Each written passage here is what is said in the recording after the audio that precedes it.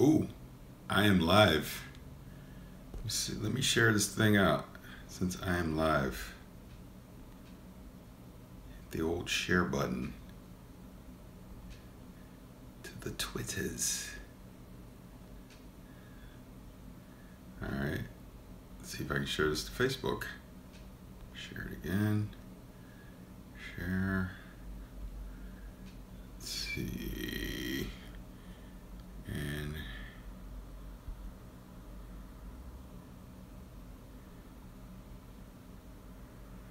it's not letting me do it. Oh well, won't worry about that.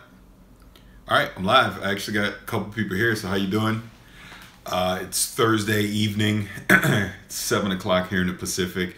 I just figured I'd come on the channel, just throw up a live vid real quick, see how everyone's doing. So again, if you want to shoot over questions, I'd really appreciate it.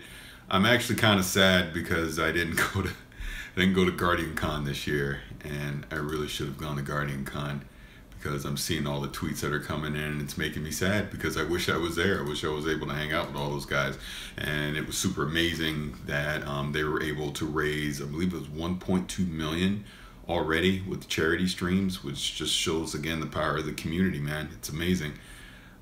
Where do I have, I'm looking to see if I can find the live, this video feed. Just give me a second here. I know I'm scrambling and I don't see it, but I'm on, and someone just left me a question. That's why I can never see the questions when they flash by so quick. I'm actually trying to find the live vid that I have going on right now so I can see. So sorry about this. Give me just one sec. You figured if I just go to my YouTube channel, it would be streaming live, but it's not. All right, let me go to Twitter. Where's the link? So bear with me just one second because I'm never able to see these questions when they go by so quick. I want to see them. And there I am. There I am watching myself talk. All right.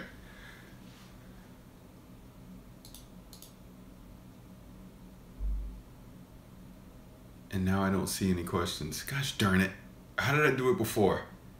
Oh, there we go. I see Dan. Dan is saying that Goth and that crew are amazing. Yeah, they are amazing. They really are, because, you know, to be able to get the community together to rally around this, and it's all positive. That's the big thing that I admire so much about that stuff, is everything is positive about it. You don't see any negativity on social media. Everyone that's in Tampa right now, they're all super excited to be there. It's such a great thing to be a part of. You know, forget the game. The game is what gets everyone together, right? But then it's the communities that are spawned outside of the game, the friendships, the lasting friendships that are spawned outside of the game. That's what's so impressive to me.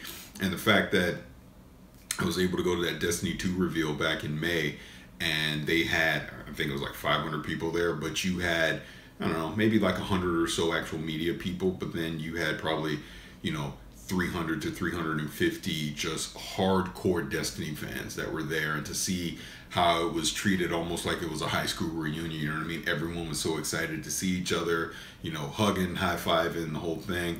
You know, the night before I went and I crashed a private dinner due to being invited by someone, and everyone there was just so inviting, and yeah, it was amazing, man. I really liked it, really dug it. So again, thank you for everyone that's hanging out in here right now watching me. Like I said, if you got any questions or anything, shoot them this way. As far as the podcast goes, Danny, Pete, and I, we've not recorded recently because we had some content still from E3, and then Danny is in the Dominican Republic right now, and he's actually been recording some stuff in the Dominican Republic. I haven't watched it yet, but it sounds like he was on an international show.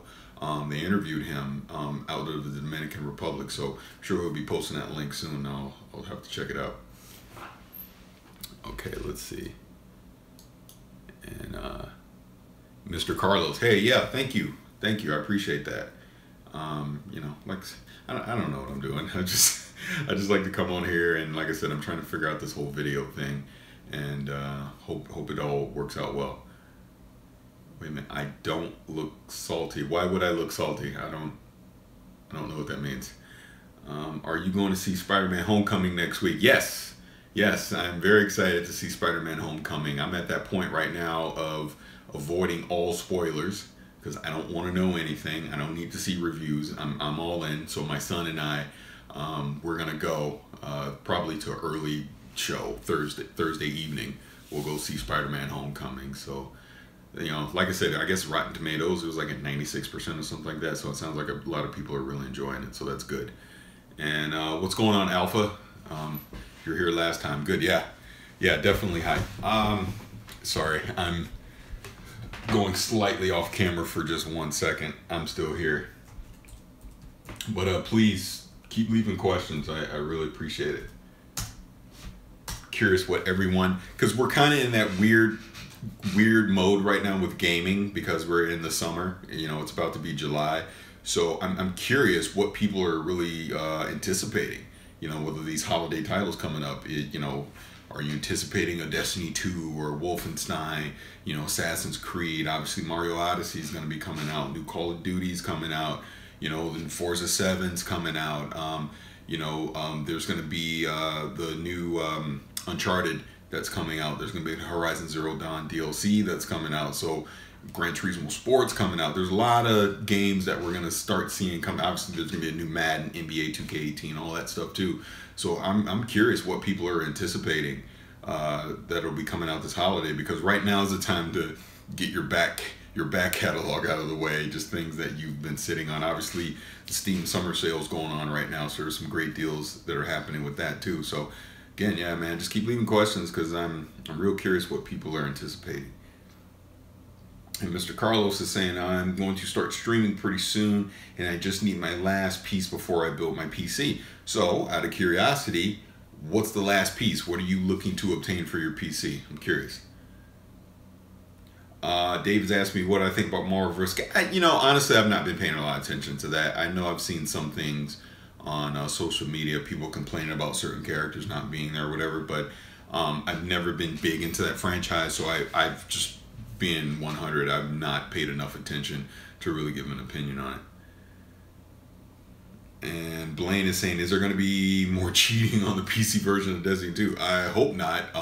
The interview I did, I actually asked about that because that's going to be a big concern, and I'm assuming this is part of the reason why they teamed up with Blizzard, since they obviously, you know, have some experience with Battle.net to hopefully mitigate some of that. But the fact that they're not doing true dedicated servers, there's still some stuff happening on the client side.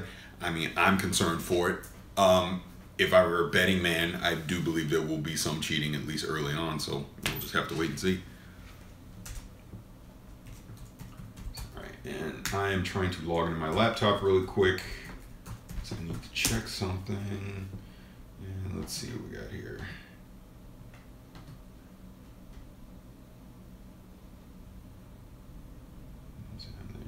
Okay, sorry about that. And let's see, we got more questions here. So Dan is saying Blizz has a great energy. Exactly, and that's why I think, you know, they're gonna go with Blizzard, and the fact that Blizzard is Activision as well, it just makes it easy to partner with those guys.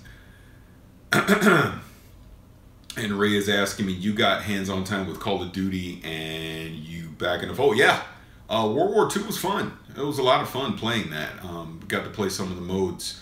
And then we did that interview as well, and it was a lot of fun, man. Because the thing with Call of Duty for me is it got too far away from what made Call of Duty fun for me. You start jumping off walls, and you're getting in mech suits and all this kind of crazy stuff, and I'm like, it's not why I play Call of Duty. It got too futuristic, in my opinion. So them going back to World War II and just kind of, like they said, the marketing tagline, boots on the ground, makes a lot of sense to me. So it was a lot of fun to play, and I'm looking forward to getting my hands on the final version, you know, in November. And I believe they got a beta or something, which I assume every year, probably late August, September, that'll be coming out as well.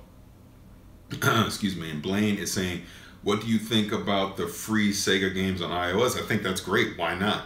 why not put that back catalog out there and let people get their hands on it? You know, we've been charged so many times to play this stuff over the years that I think they've got enough of our money. So the fact that Sega's putting it out there for free is great, and hopefully that can kind of build some brand recognition. So if they bring some of these franchises back, people will be aware of them again, and then they'll be willing to spend money on it. So I think it's a very smart idea for them to do it. Seeing if I had more questions here. Not yet, but yeah, like I said, just keep asking questions. I am here and listening and watching. But like I said, I want to know what else people are anticipating for games coming this holiday. And Dan is saying, aside from Game Talk, I grabbed a Mavic Pro and Premiere Pro. My God, I'm addicted. Same here. Same here. I basically have the same setup. I mean, literally my Mavic Pro is sitting there right behind me. I've actually been looking at getting a Osmo mobile as well, because you know, as I'm getting into video, as you can see, I want to be able to use that and doing video interviews, live streams, things like that. I love the gimbal for the stability. So really looking forward to picking one of those up pretty soon. I'm actually going to wait to see what Apple does as far as the next iPhone. I mean, you know, the rumors are they're going to have a 7 Plus and a 7S and a 7 Plus S. And then they're going to have that 10th anniversary of quote-unquote iPhone 8. So I want to see what that iPhone 8 is going to be. If it does wind up being $1,000, I want to see if there's camera improvements, etc. Because I have a 6S Plus and it's the camera you're watching me on right now. So if I don't see enough of improvement over that, then I'll just keep this iPhone. I mean, it still works just fine, and I'll use that. But it'll be 2 years when these next phones come out. So I'll definitely in the market just to see if I want to get a new one or not. And what else are we asking here? And David is saying, do you play Star Wars Battlefront at E3? Yes, I did. I believe I actually have video footage of it, but Danny put out some video footage as well, because we were all three of us along with Pete were at a gameplay capture session at EA Play. So we probably played it for a good 2 hours, and we did like maybe 3 or 4 matches during that time period. I liked it. It was a lot of fun. It was on the PC. I had a blast playing it, and I'm looking forward to more. I think it's a nice logical progression from what they gave us in the first Battlefront, you know, when they brought the series back. And I mean, we haven't seen the single player yet, so we'll have to see how the single player works out as well. But it was a lot of fun. It's definitely another one of those games that'll be on the radar for sure. And what is Blaine saying? I know Danny wants Battletoads, but so do I. Why aren't they taking advantage of those titles? Here's the thing, and this is real talk. I know Danny wants it. You're saying you want it. The average person doesn't know what the hell Battletoads is. I don't think they're going to invest the money into properly doing a Battletoads because it's such an unknown IP. This is why they kind of brought it back a little bit in the Rare collection. I think they need to build up some brand equity for it before they decide to bring it back. I also think that's why we've not seen a Perfect Dark or Banjo-Kazooie. You know, these are other 2 great IPs they could bring back as well, because I think Microsoft isn't willing to take the risk. They're almost treating it like it's a brand new IP, and they're worried about the sales. So that's just my opinion. I think that's why we haven't seen it. And Moon is saying, still looking for a 4K TV, or do you think a 4K HDR monitor would be a good move? I'm also in the market and for something. Yeah, it's funny. I'm literally with you, because I don't know. Here's the thing. Either I'm going to go all out and I'm going to get a 65-inch OLED and have it out in the family room, or I'm looking, there's some 4K HDR monitors I'm looking at. They're very expensive. I believe it's Acer, Asus, and LG all have models. I'm looking like at a 32-inch, and I want to get 4K. I want to get HDR. LG kind of has the one that I want. It's like $1,000, 32-inch HDR, but it's FreeSync and not G-Sync. And I'm an NVIDIA guy when it comes to my GPUs, so the whole FreeSync thing would go to waste. Plus, it's only 60 hertz. But with 4K, I mean, right now, realistically, you're not getting too much higher than 60 frames per second anyways. So I don't know. I'm kind of just waiting it out. I almost feel like I'm going to sit out 2017 with regards to that, unless I see some ridiculous deal on an LG or a Sony OLED, and just wait until CES 2018 and kind of see what the new monitors are going to be. So I'm with you. I'm kind of waiting right now. Yeah, that Acer Predator. Yeah, and I don't think I want 27 inches. I think I want 32. So again, that's why I kind of think I'm going to wait it out a little bit. And David saying, did I hear about Splinter Cell? Yeah, I did see, they're hinting at dude, it's coming. They haven't had a Splinter Cell since 2013. So we're getting close to time. So I actually was hopeful we would see one here at this E3, but maybe 2018 makes more sense to debut it. Maybe it'll debut at 2018, and then we'll probably see it like in the spring of 2019 or something like that. So, but yeah, Splinter Cell's coming back. It's time. It's definitely time for a new one.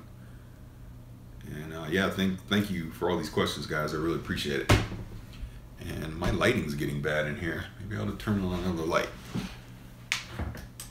Let's see. That should be better. Yeah, you guys should be able to see me better.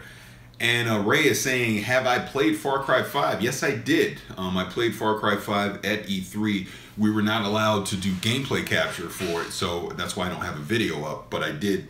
I was able to do an interview, which is on Gamertag Radio. Excuse me. And it was a lot of fun. Again, it was awesome to be in that sandbox and basically be able to do whatever you want. And as my companion, you had a choice between getting the sniper, do the plane, or the dog. I chose the dog, and I was using the dog as my companion to go attack people and sniff out stuff. So, I mean, it was a lot of fun. I'm definitely looking forward to more from it, and putting it in that Montana setting is going to be controversial. It's new, it's fresh, and I think next year, I think Ubisoft's going to have a hitter in their hands with Far Cry 5. And Moon is saying, continuing the Battletoads topic, is it better to just make remasters of older games instead of trying to make a new IP out of Bethesda? Seems to have it down with making a new. I say make it into a new IP personally. These remakes are great for nostalgia, but you've already played it. You already know how that story ends, right? So I would rather see take an old, again, to me, Perfect Dark is a great old IP to bring back and reimagine it for the whole first-person shooter, the spy mechanics to it, the multiplayer options that they would be able to do. There's a potential for a great story to tell around that, and it's going to be a female hero. So we definitely have a lack of those in the genre right now. So I would love to see Joanna Dark come back. I think the time is right. They rushed it to launch it for the Xbox 360. Bring it back. That's what I want to see. Any other questions? But see, David is asking, I hope Sony. Yeah, SOCOM was another one I thought that we might see this year. SOCOM's coming back too, I believe. Why not? I mean, it was a very successful IP in the early 2000s for PlayStation, so I could see Sony bringing it back at a certain point. And Moon is saying Crash Insane Trilogy came out recently, so we possibly see Spyro and these old PlayStation mascots coming back. I think so. I think you'll see a Sly and Cooper as well. I think Sony's going to do it. Why not? I mean, for them, it's easy money to be able to do that. But like I just said previously, I would rather them, instead of just remaking the old game, take that IP and do something new with it. That's what I really want to see. Were you bewildered by Microsoft's decision not to show one hitting for? Well, here's the problem. They didn't have one ready to show.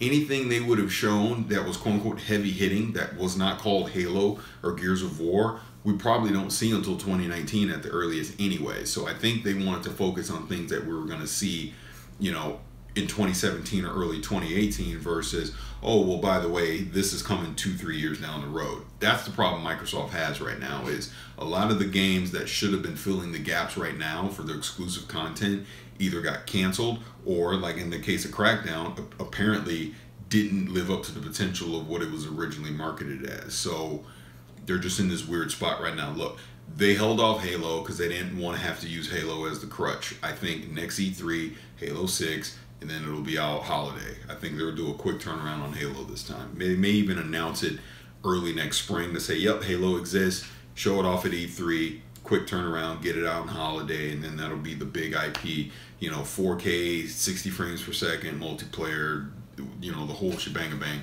with that stuff, and it'll be amazing. And not to mention, they have Anthem as well, which is going to be their destiny in the fact that, yeah, EA is making it, but the marketing deal is going to be with Microsoft, and they'll have exclusive content that you'll get first on Xbox. So I think that's the path that they're going down. Then 2019, you know, we'll have Gears, and then hopefully, like I just said, they'll have some other new IPs that they can debut as well. So that's why you saw them rely more on the AA/indie type games for this E3, and they just rode the wave of, hey, we just launched Project Scorpio or the Xbox One X, and all the potential that hardware may have. Right, a lot of questions here, so let me backtrack and see what we got. Moon is saying, how long? Whoa. My tripod like literally snapped. That's crazy. All right, let me see if I can put this back. Oh, I know why it's doing this. I didn't take my iPhone cover off, so it got weird. All right, we're good. All right, we're good. Yeah, camera down. All right. Oh man, I gotta watch the video back on that one. That was funny. I almost scared the shit out of me. So let me go back. So Moon is saying, how long should companies wait to bring back older titles? Obviously, BioWare either didn't wait long enough for Andromeda, but I know all about the development issues. Would it have been better to bring back the Mass Effect trilogy remaster? BioShock did that, but the studio is no more. Ironically enough, you're kind of right in that. Look, we know another BioShock's coming, right? But it's not coming anytime soon. I kind of think again, another surprise. I almost thought 2K would have something to show this year, so maybe it'll be next year. We know another BioShock's coming. All right, no, we're good. And with that said, they're like, hey, in the interim, let's put out the BioShock trilogy. I'll just say this. Little Birdie told me years ago, at some point there was a Mass Effect trilogy that existed. And why it never came out, I don't know. I could be wrong. That's just what I heard. So we saw the development issues with Andromeda. Andromeda obviously just didn't live up to what it should have been. They'd have been better off delaying that game further to get it right versus trying to force it out at this point. But I think part of the problem with BioWare is, you know, we saw basically the B team was doing Mass Effect because the A team in Edmonton is doing Anthem. And I think they would have been better off. Wait, what is he saying? Sorry, I'm getting emails as I'm talking this. They would have been better off just focusing like Bungie did on one IP, BioWare as a whole, instead of spreading themselves across Dragon Age, Mass Effect, and Anthem. So, you know, it is what it is. Now Mass Effect has basically been put on ice, and, you know, hopefully EA and BioWare take a lessons learned from it, and they'll focus all their efforts on Anthem and make it the best possible game it can be. Because I'm excited for it, and I'm definitely looking forward to seeing what Anthem could potentially be. All right, let me go through some more questions here. And then, yeah, a lot from Moon. Moon saying, I'm going to be real here, the Xbox One X is still considered to some as a half-measure upgrade. But what could the companies even do more with hardware? I thought 4K was a goal. Here's the problem. It is a half measure because, yeah, it does native 4K, but until third parties are doing native 4K 60 frames per second, ultra settings across the board, then it's no longer a half measure. See, I personally think the PS4 Pro was the smarter approach because it was the cheaper way to get quote-unquote 4K gaming into your living room. Because sure, it's doing checkerboard, they're not doing 60 frames, they're doing 30 frames, but it is doing 4K and it's doing it at a reasonable price. Because look, that thing's going to be $350 this holiday, if not less. Hell, you can find it for $350 right now, you know, if you shop around. So instead of charging us $500, because that's what we're going to run into. Xbox One X will be $500 this holiday. PS4 Pro will be $350. That's a $150 difference, and they're virtually doing the same things, right? So instead, I think Microsoft should have done a PS4 Pro approach to this, and then just went all in with whatever the next generation is. Because look, we know when PS5 comes out in 2020, that's when I think 2020. But when it comes out in 2020, it's doing 4K 60 across the board, no compromises. And Xbox One X, yes, it is the most powerful system ever made. It is an impressive piece of technology. It is more than worth the $500 that they're charging for it. But when your leader in the clubhouse is the PlayStation and 4K doesn't have the true integration right now that it should, I don't necessarily know that it was needed right now. I'm personally not getting one because of Xbox Play Anywhere. There's simply no need for me to get one.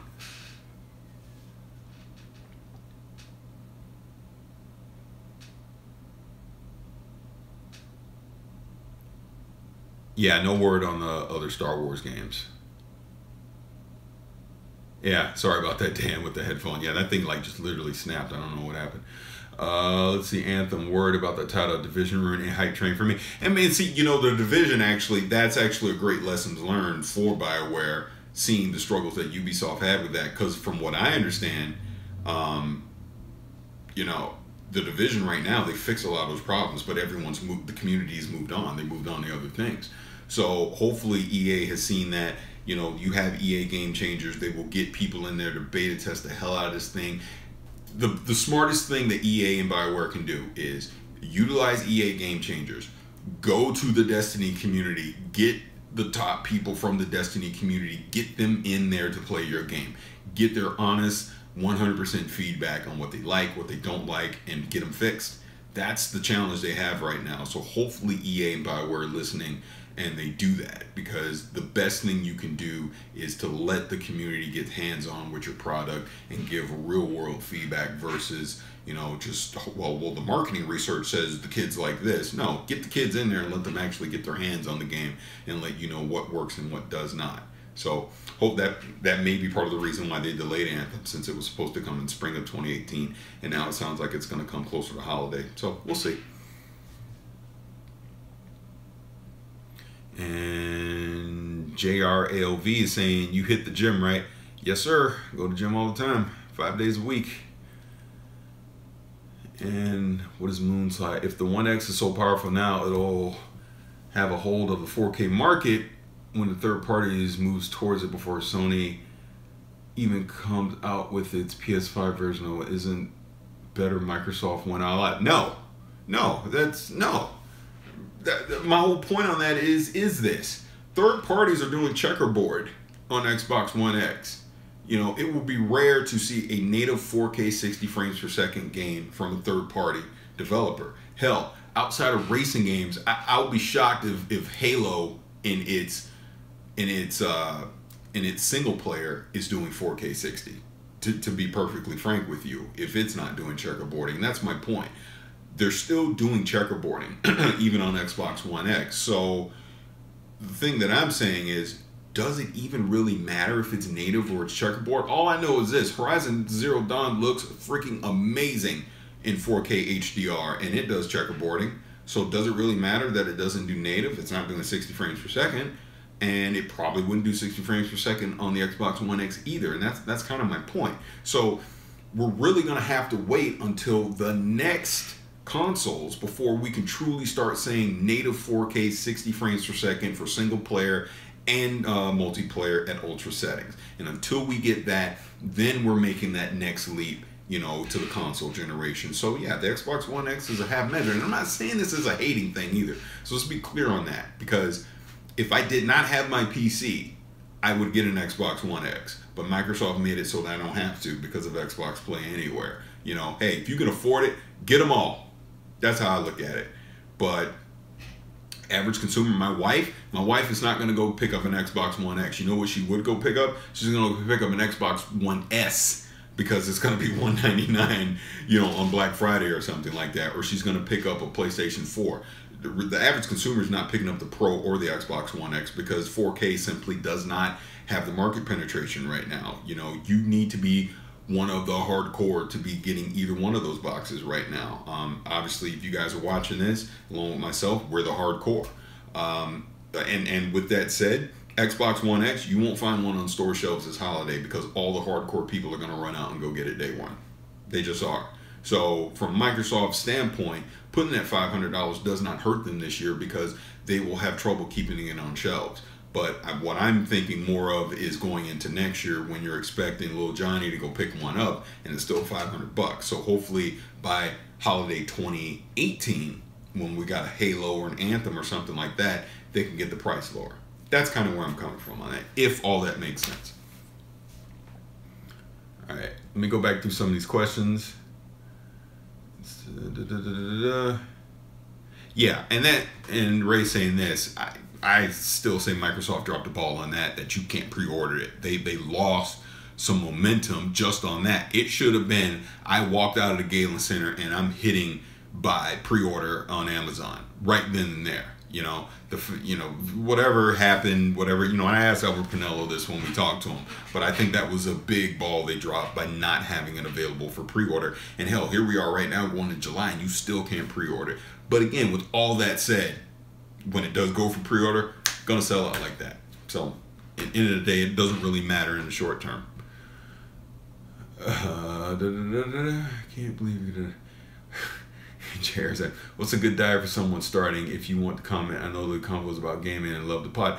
I'll say this really quick, cliff notes on just fitness and diet and all that, which today is a completely bad day for me saying this because I was eating pizza and all kind of crap today. But, a good diet is get a lot of protein, eat a lot of veggies, avoid the white stuff, avoid rice, avoid sugar, avoid pasta. Bread, sugar, pasta. Avoid those three things. Don't drink soda and all that nonsense. But if you avoid those three things and you go work out, 30 minutes, 3 to 4 times a week, you're gonna lose weight. Because really it's simple math. It's calories in, calories out. Really. So if you watch the amount of calories you eat, you exercise, you're gonna burn calories, you're gonna lose weight. So that's the cliff notes. It gets a little more complex than that. But my advice, go to bodybuilding.com, go on the forums there. That's where I learned, watch YouTube videos. That's what I did. And then you just have to commit yourself to it. You have to say that no matter what, I am going to commit myself to being physically fit and to my health, because if you don't, you're not gonna lose weight, period. It's just fact. People, you look at my Instagram or whatever, you can see all the old Fat Paris pics. I started, we were in 2017, so 6 years ago is when I committed myself, lost 100 pounds, and I've kept it off. And I've completely reshaped my body in this time period. So, and I see no reason to ever stop. Why should I, right? I feel great, humble head off for a second. I look great, so I'm never gonna stop. And okay, more questions. And thanks everyone for the questions. I really appreciate it. And Moon, I'm moving on from the 4K thing. I think I've made my point on that.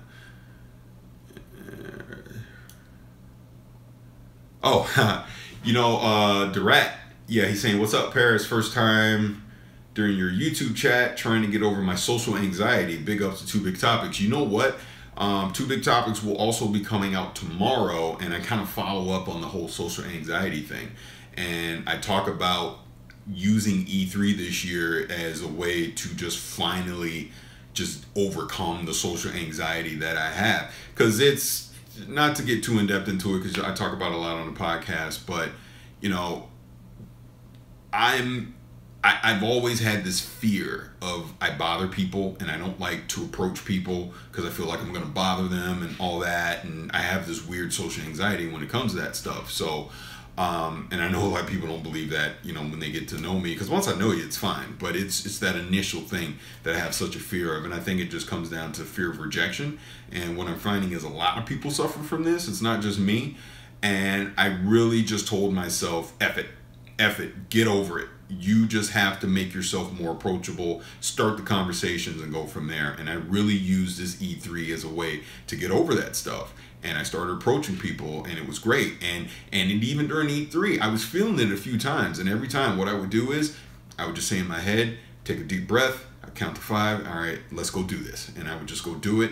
And 10 times out of 10, it was great that I did it. I made so many new connections and friendships by making myself approachable. And like I said, this all started back at the Destiny 2 event where I was like, this is a great opportunity. Don't blow it. Make yourself approachable. Introduce yourself to people. And it's really worked out great. And there's been some amazing opportunities and experiences that happened because of that, here I am right now on YouTube because I got over my social anxiety. I got over the fact that, oh my God, I'm going to be in front of a camera. What are people going to say? What are they going to think? Don't worry about what people are going to say or think, because I'm doing it for me and I'm having a great time doing it. And so far the feedback has been great, which is good. But I've also got negative feedback, which that's good too, because I take the negative feedback and I use it to improve myself, which is why I'm doing this YouTube chat right now, because I'm trying to make myself more comfortable in front of a camera so that the next opportunity I have to interview people and do things like that, I'm going to be fine with it. And like I said, if you watch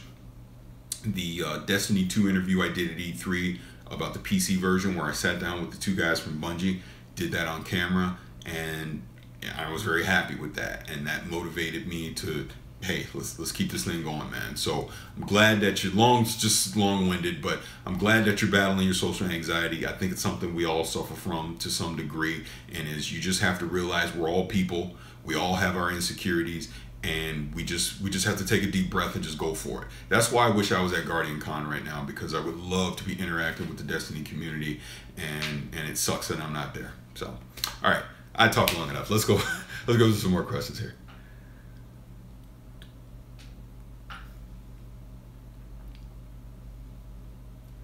There's no game. Yeah, a lot of people talking about this 4K stuff. Like I said, I feel like I've really given my opinion on that. Look, if you can afford 4K and want to do all that, go for it. There's no reason to not get an Xbox One X or a PS4 Pro or build a high-end PC that can do 4K if you can afford it.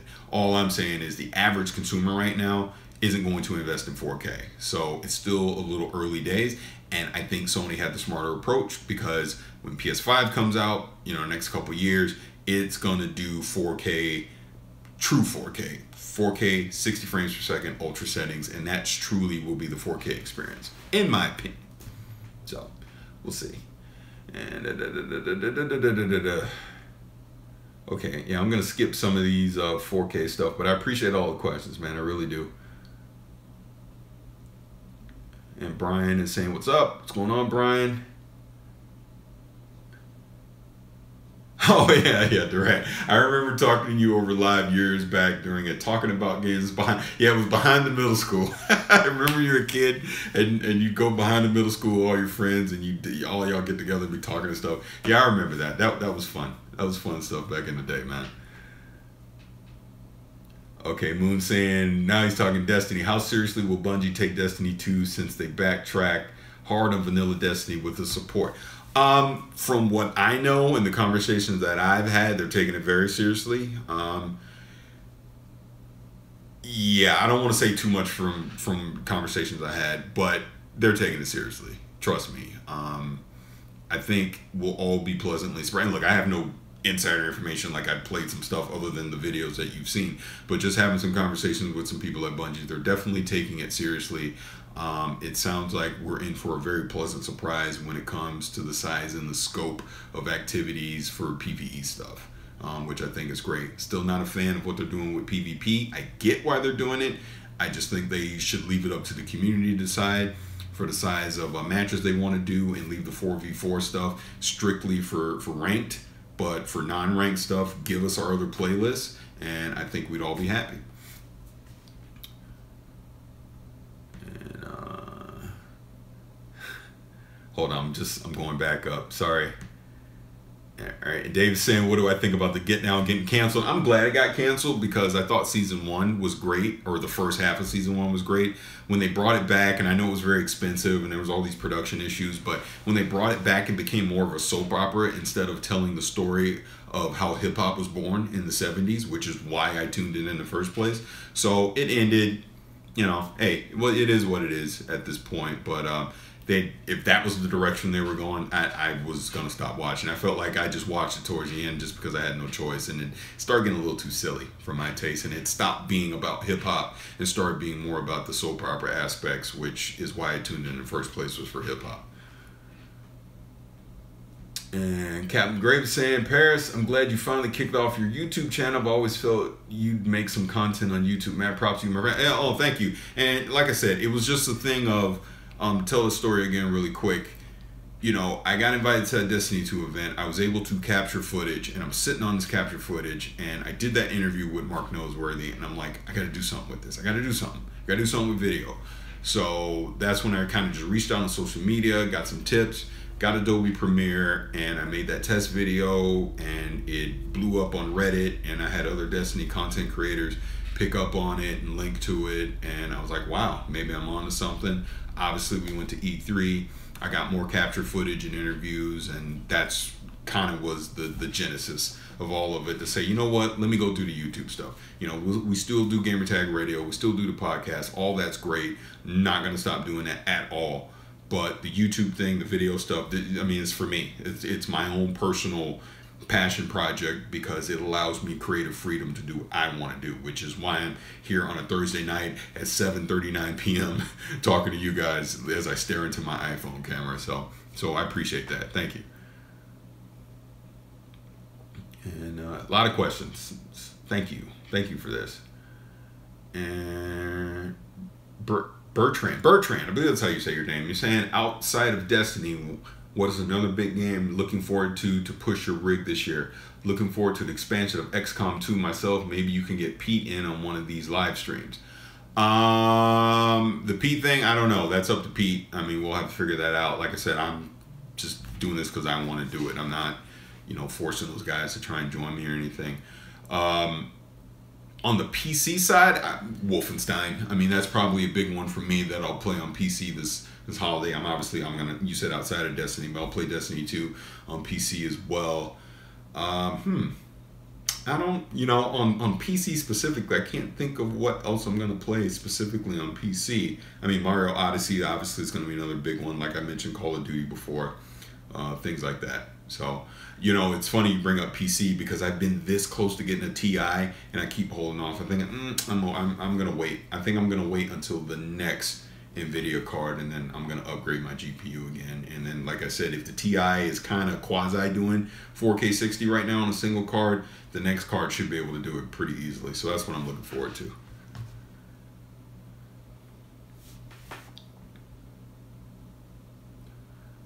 And Moon saying, I guess you're talking about Destiny. Will it last longer than 2 years before the next game, or will Bungie make this game? It sounds like what they're going to do is, like Destiny 2 had to happen because the engine they had for Destiny 1 didn't allow for quick updates to add new content to it, right? It took time.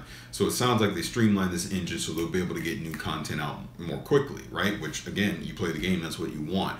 So it may not be 2 years. Maybe it's we get like 2 or 3 expansions, and then, like Taken King size expansion, and then they'll do a quote unquote Destiny 3 where they box it all up and you pay $60 for it again. So, I mean, we'll see. I would imagine we'll have Destiny 2 until at least 2020, if I had to guess, which again, probably coincides with like a PlayStation 5 or something like that. And then you would have Destiny 3 on a PlayStation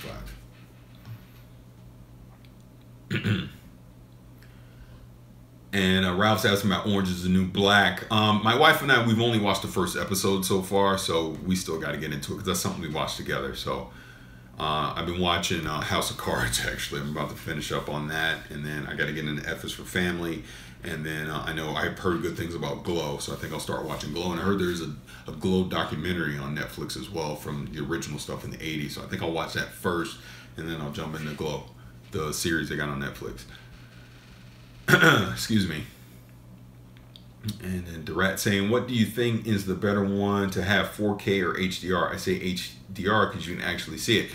Yeah, I would agree. I think HDR has more actual features that you can see with your eye and take advantage of than you would with just pure 4K, because you can have HDR on 1080p and it's going to really make the colors pop and stand out, and then obviously on 1440p and then all the way up to 4K.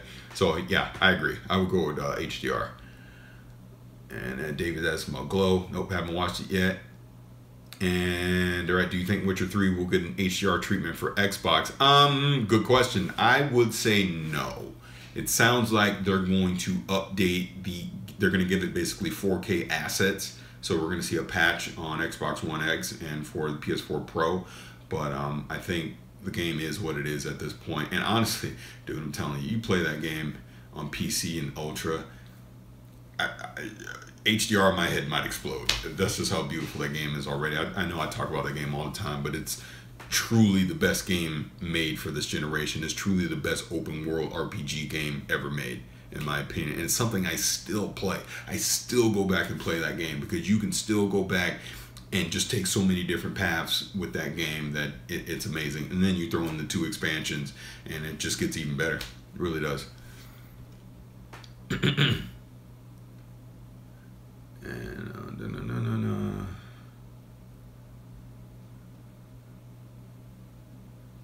okay, yeah, I'm just going through a lot of questions here, and again, I appreciate it all.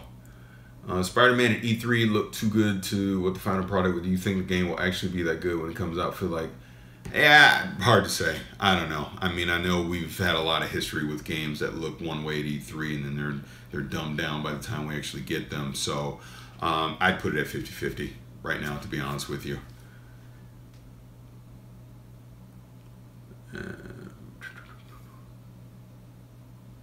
Couldn't finish it. All right. How long have I been on this chat? Wow, 45 minutes. I'm gonna go ahead and wrap this up at this point. I appreciate you guys again for hanging out. If you're just now checking out this channel, hey, a like or a sub if you love what I'm doing would be appreciated.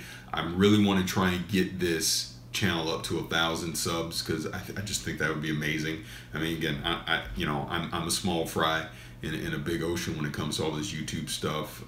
Still a lot of room for improvement, but figure I'm trying to get better every day. There's some new equipment I've been looking at I want to get to try, like even for the live streams and everything, to make those better. So I think I got a lot of things coming on the horizon. I'm really looking forward to it, and it should be a lot of fun. So let me make sure I don't have any last question I missed. And Moon, thank you for that. Appreciate the kind comment there. But yeah, I'm gonna go ahead and wrap it up at this point. Oh, over this weekend, this long holiday weekend, I'll probably be doing some streams on Twitch with my son for Destiny, because my plan is I want to get back in the flow of playing Destiny a little bit and streaming on Twitch and make sure I got all my equipment and everything set up, because the plan is when the beta comes out, that 18th at 10 a.m. I'm going to stream with my son, and I'm also going to do some gameplay capture stuff so I can put out some videos and kind of give my opinions on that.